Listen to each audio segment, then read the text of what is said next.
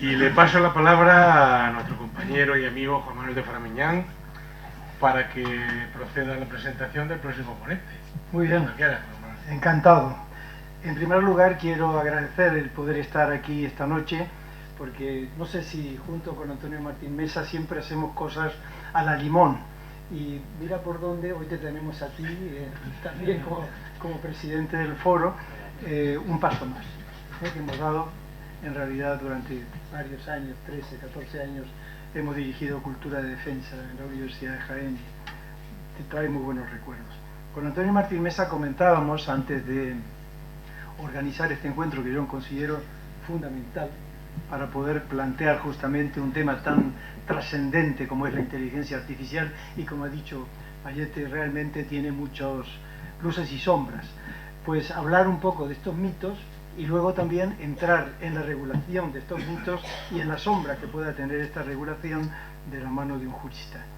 En este sentido, sí, yo antes de presentar a Lizardo García, viejo amigo de aquí, de esta casa, quería recordar que el ingente desarrollo de la inteligencia artificial surge ante esto, y lo has dicho tú, la pregunta: ¿las máquinas podrán superar el pensamiento de los seres humanos? No tenemos la respuesta, simplemente es la pregunta. La pregunta es: ¿pasará o no? Alan Turing, que sabéis que en 1950 ya planteó la relación entre las máquinas y la inteligencia, comentaba justamente, él decía, se planteaba un cambio radical de paradigma en 1950, Alan Turing, que ya estaba vislumbrando lo que podía pasar. ¿Qué es lo que ha pasado? Realmente estamos en este momento ante la cuarta revolución industrial. La primera se generó por la máquina de vapor, la segunda por el acceso a la electricidad, la tercera, mucho más reciente, por la informática, y la cuarta pivota sobre la inteligencia artificial y la búsqueda de soluciones por la revolución que esto está realmente generando. Y aquí hay un planteamiento doble que me parece importante destacar. En este momento nos encontramos todavía ante un fenómeno o un modelo de inteligencia artificial específica o débil, es decir, que es una soft inteligencia artificial que pues sirve, y lo decías muy bien, para generar entornos definidos o predefinidos, corrector automático de textos, movimientos sospechosos de tarjetas bancarias, filtrado de supuestos spam, en definitiva, temas que de algún modo u otro pues nos sirven, son muy útiles y evidentemente son, tú decías, son al servicio nuestro, y de alguna manera también representan pues, estos servidores que tenemos. Pero la cuestión está en el otro paso.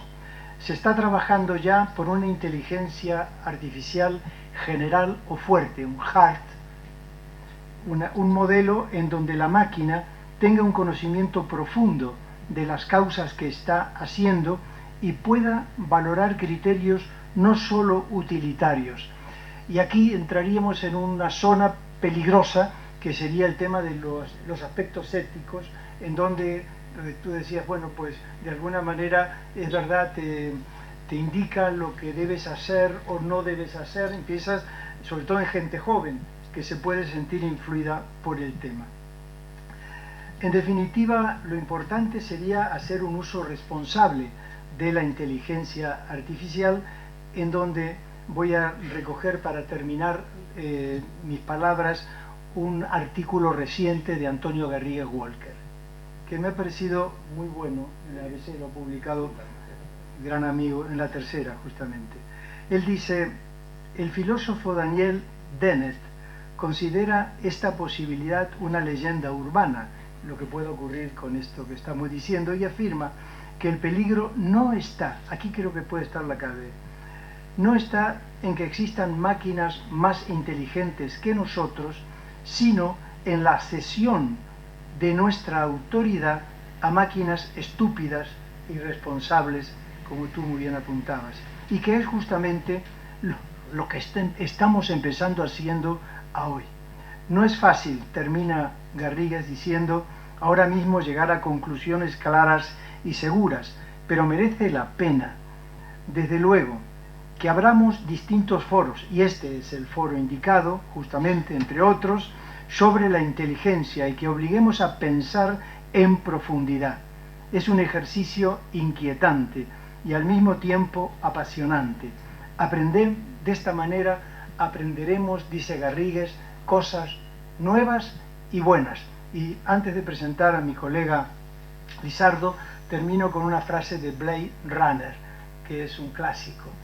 Y recordáis que el androide dice: vi naves en llama junto a la constelación de Orión, he visto rayos gamas frente a la puerta de Tannhäuser, y todo esto se perderá como lágrimas en la lluvia. Es hora de morir. Y lanza una paloma. Porque en definitiva ahí tenemos el reto de lo que va a ocurrir o de lo que puede ocurrir. No creo, de todas maneras coincido contigo, la humanidad no se va a perder por esto, pero habrá que controlarla y esperemos que los juristas estén a punto para poder controlarla.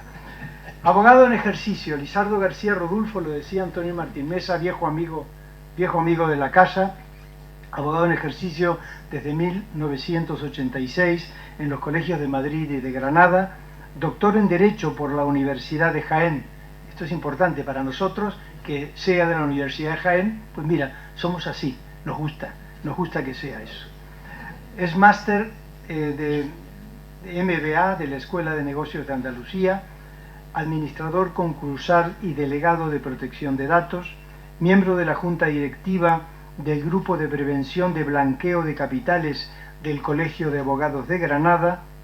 Ha impartido numerosas conferencias en colegios de abogados y notarios en Guatemala, en San Carlos de Guatemala, en la Universidad Positivo de Curitiba, en Brasil, varios cursos y conferencias en la Universidad de Jaén y en el Colegio de Abogados de Granada. Tiene un libro excelente sobre la vigencia de la acción de jactancia, análisis doctrinal y jurisprudencial, un tema que hace poco ha vuelto, justamente lo leí hace unos días en el periódico, donde se planteaba una acción de jactancia justamente moderna, aunque es un tema que ya lo toma Alfonso X el Sabio, cosa que es curioso.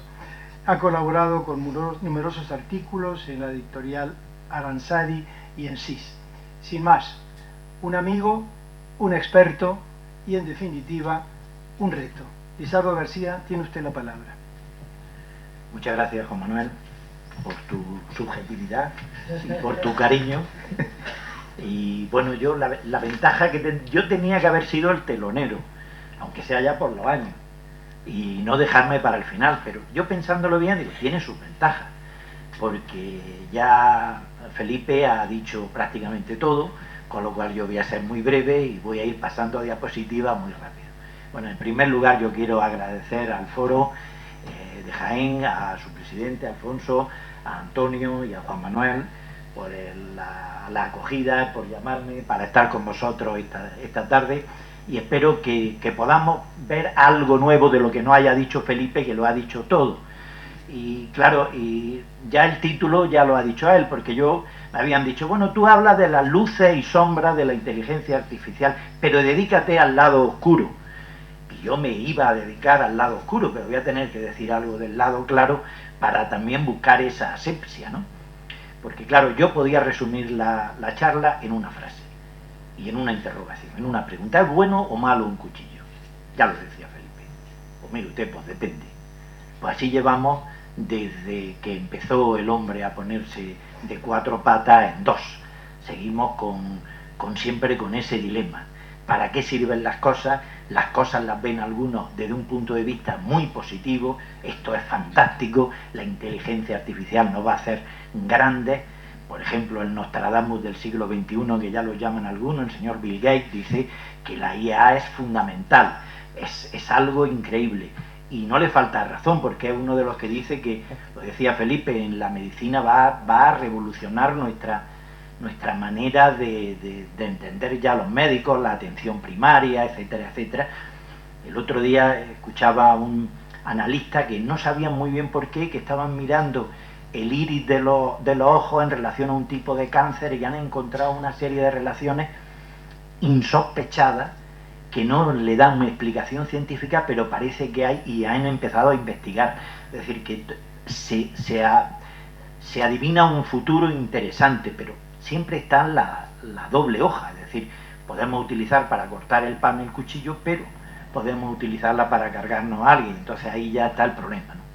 También hablan los economistas, todo el imperio económico, dicen, bueno, la tecnología aproximadamente en 7 años va a generar 15,7 billones de dólares para la economía mundial. ¡Qué fantástico! ¿Quién se lo va a llevar? Habría que preguntarse esos 15 billones de dólares.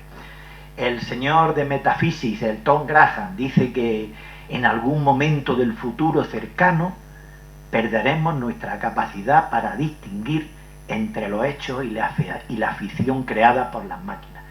Y me he permitido poner una imagen que todos ustedes conocen, que es la broma que todos hemos visto del Papa Francisco aquí puesto con ese anorak tan bonito, que es muy divertida, porque sabemos que es una broma. Pero cuando la realidad ya parece que no va a ser lo que sabemos si es broma o en serio, la cosa empieza a cambiar. El CEO de D&D dice, hablando sobre estos temas, en 1 o 2 años no seremos capaces de saber qué es verdad y qué es mentira. Yo no sé si esta fotografía la han visto algunos de ustedes. Esta fotografía se presentó a un concurso de fotografía el año pasado y ganó el primer premio.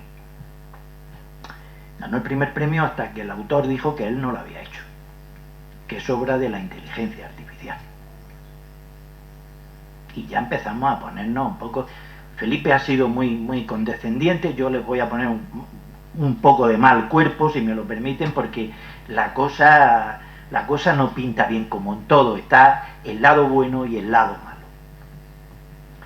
Y otra noticia del mes pasado, esto por lo que decía Felipe sobre el tema de la juventud, que a mí me ha llamado mucho la atención.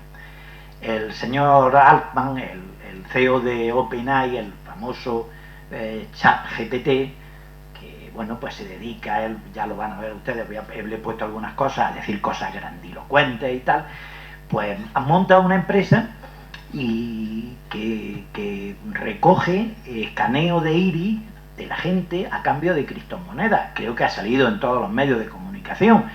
Bueno, la avalancha de gente joven que hubo para poder escanear el iris es un dato personal. Es un dato personal, como el IP de nuestro ordenador, como nuestra huella digital, como el DNI, como una fotografía, etcétera, etcétera. Claro, nadie sabía hasta qué punto ese riesgo. Toda la gente joven tiene una idea de que la privacidad de los datos, eso es de otro mundo, eso es de otra galaxia. Ellos no entienden nada, que le dan a aceptar y para adelante, y vamos para adelante. Bueno, pues la Agencia Española de Protección de Datos interviene. Una de las pocas cosas buenas que tenemos es el Reglamento Europeo de Protección de Datos, porque ahora mismo no tenemos regulación todavía de inteligencia artificial. Nos va a faltar 2 años más todavía para tener regulación. Pero ya la Agencia Española de Protección de Datos, en base a este reglamento, paraliza el tema y pone una medida cautelar diciendo, oiga usted, esto no se puede hacer. Está usted utilizando datos personales, incluso de menores, sin ninguna autorización. Requiso todo este material y usted aquí no vuelva a escanear ningún iris más. Y esto es una noticia de hace un mes. Y si hablamos de la inteligencia artificial generativa, pues podemos hablar de la prospectiva, que se puso muy de moda con el ajedrez, con la famosa partida de Kasparov, con ese ordenador, que le metieron a ese ordenador una cantidad de partidas que al final ganó Kasparov en primer encuentro por los pelos. Pero ya la generativa es que genera cosas. Y nos van a poner, lo decía Felipe también, nos van a poner cambiar nuestra cara, nos van a poner simular nuestra voz y vamos a poder ser otra persona en tiempo real. Y esto ya se puede hacer. No le voy a contar lo de GPT ni nada de esto, porque ya eso es suficientemente conocido por ustedes.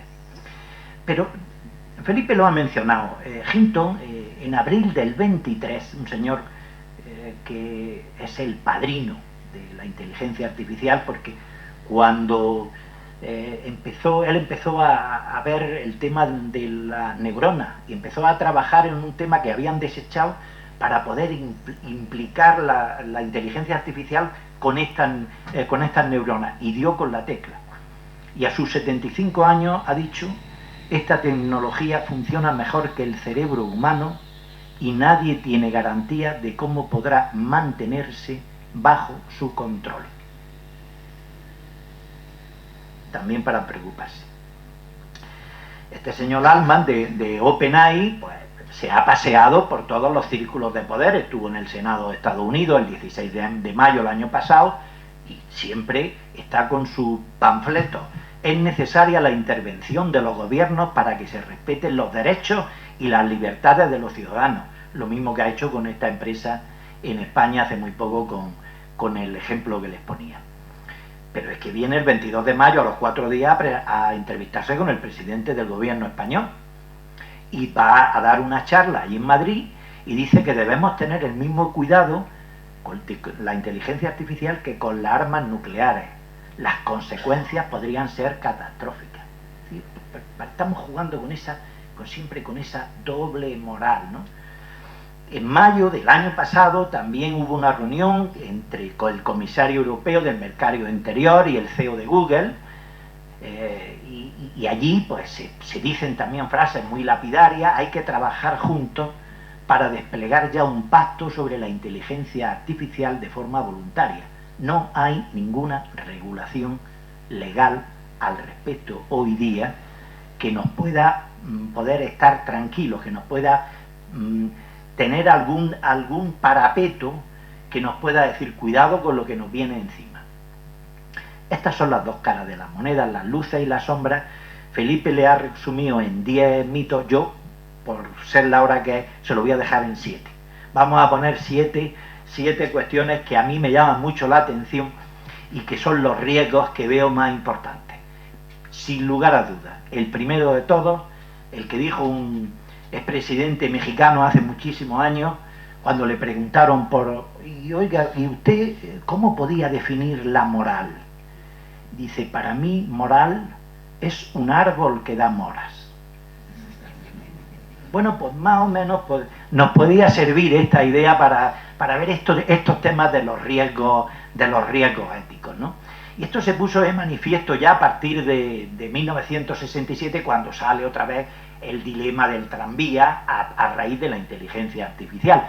Lo conocen ustedes, y si no, ven aquí el dibujito que lo van a ver muy claramente. Es el dilema que le ponen a una persona que dice: oye, mira, que va un tranvía y que hay 5 personas que si tira por la vía principal, pues solo van a fallecer 5 personas. Pero tienes la posibilidad de darle a este botón y se va por el otro lado y solo mata a una persona.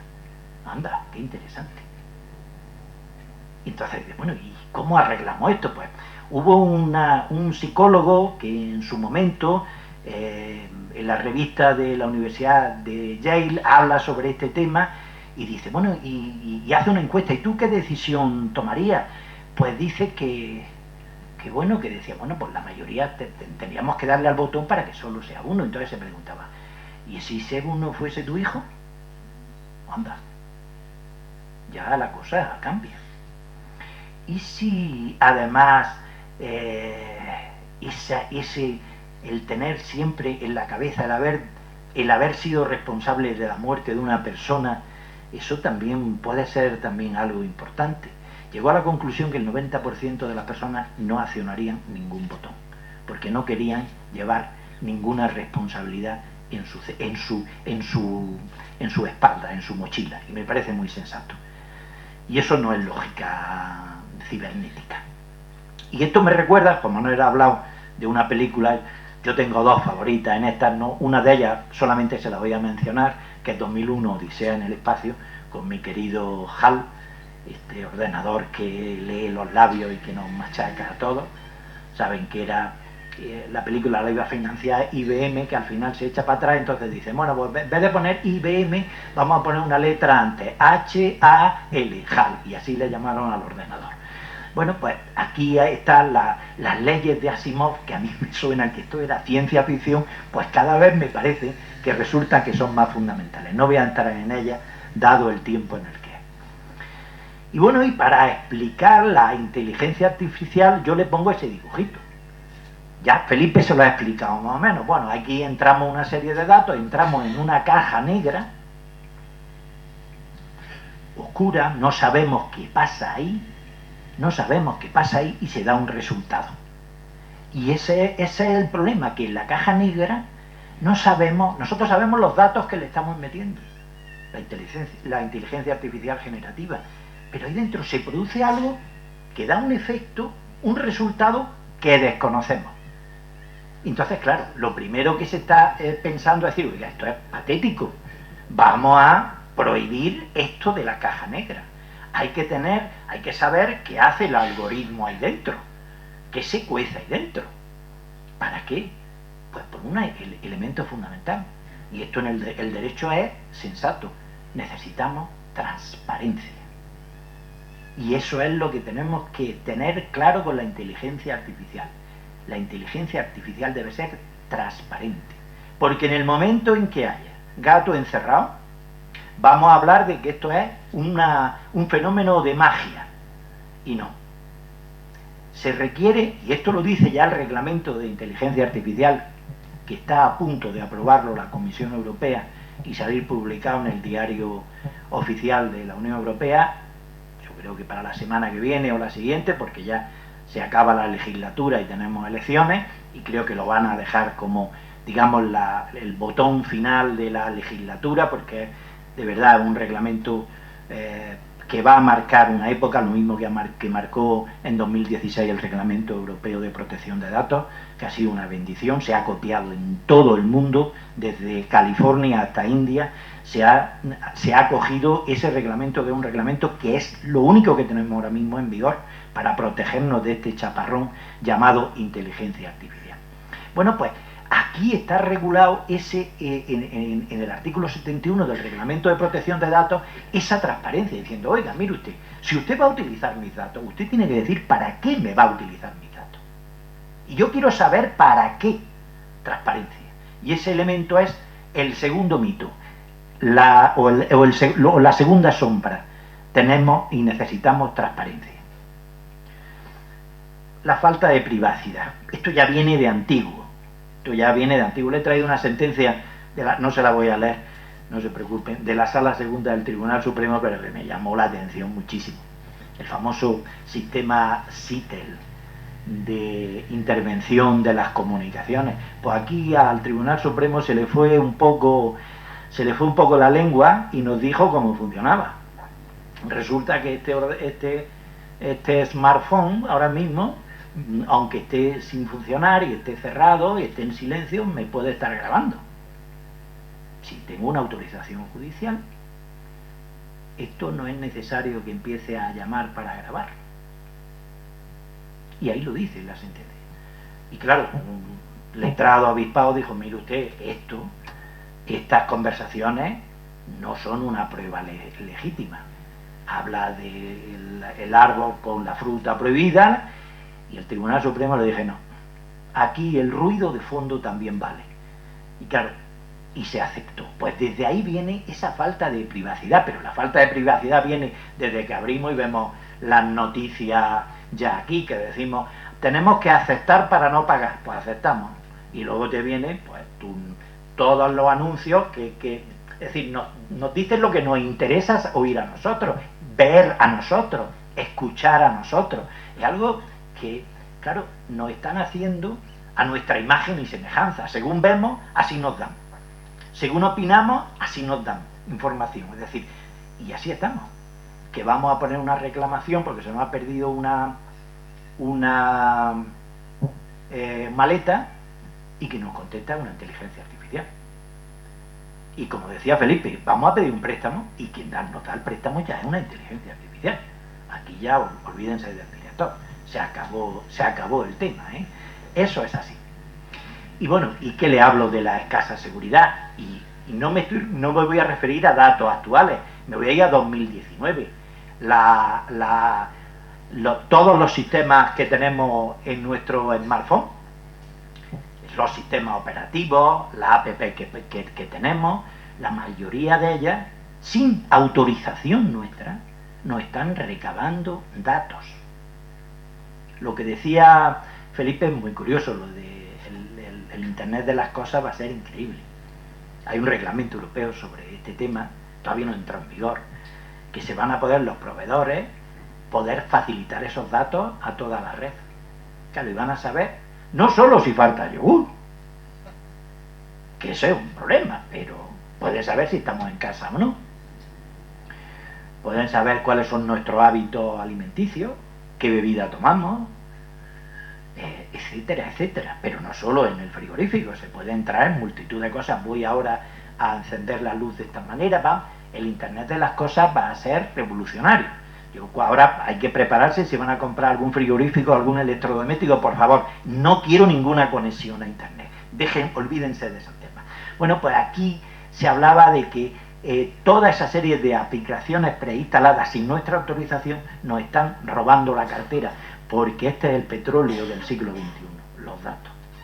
El que tiene datos tiene el poder. Y esa es la cuestión. Y aquí hablo como quinto elemento, el dominio de las grandes empresas. Claro, aquí se está hablando de que la Comisión Nacional del Mercado y la Competencia en España y en el resto de Europa tiene que marcar una serie de elementos para ver que el mundo digital, el mercado digital, sea también competitivo. Y claro, y quien maneja todos estos datos, quien tiene todas estas megadatos en la nube, es que se creen que no los van a utilizar para ellos mismos. Es decir, aquí, y los asistentes de voz, que si la Alexa, que si el Siri, que si tal, nos conocen mejor que nadie. Pero si nosotros le preguntamos, oye, ¿y dónde se vende? ¿Qué zapatos me recomiendas para hacer un poco de footing? Y claro, el problema es que esa determinada inteligencia artificial tenga algún convenio, escrito o no, porque con el algoritmo se pueden hacer, y que nos vaya y nos dirija a un determinado lugar para comprar, y nosotros vamos y lo compramos. Y ya saben ustedes cómo es el mercado digital, sobre todo en la gente joven, son impulsivos, están esto y esto me interesa. Bueno, pues hay que tener acceso a esa información para controlar estos datos. Intentar saber que esto es neutral, y esto es muy difícil, porque estamos hablando del poderoso caballero, como siempre. No hay nada nuevo bajo el sol. Sexto, me queda uno nada más, impacto laboral y mayor desigualdad.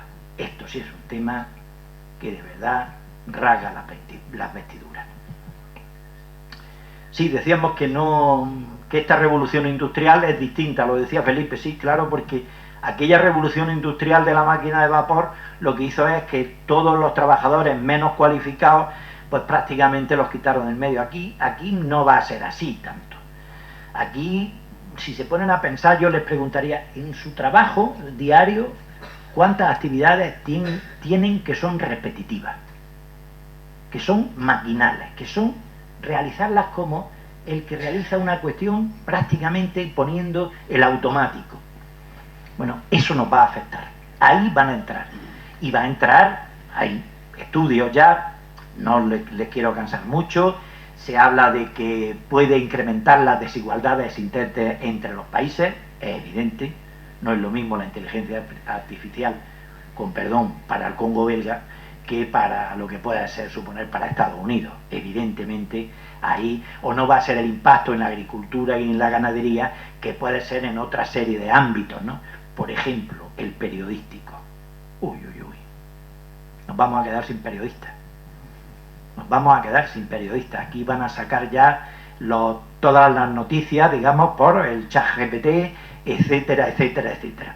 Bueno, y lo más curioso de todo esto es que están llegando toda esta serie de autores, que ahora les voy a explicar el último, que a mí me parece muy bonito, y están diciendo, oiga, vamos a ver, están utilizando, es como si cogemos el libro de Felipe y se lo metemos por el input a una caja negra y le metemos la información, y digo, oiga, mire usted, ¿y mis derechos de autor? Bueno, ya ha habido algunos autores que han dicho, está usted entrenando inteligencia artificial con mi obra. Reclamación. va a ser difícil que eso se gane, porque en realidad hay que ver en la prueba si eso va a ser así o no. Pero bueno, se va a intentar. Y la séptima, los derechos de autor. Fíjense qué cuadro más bonito les pongo aquí. Esto, señores, es de dominio público. Eso lo ha hecho una inteligencia artificial, donde se ha gastado IBM un pastón, donde se ha gastado ING han cogido todos los cuadros de Rembrandt y han hecho el nuevo Rembrandt.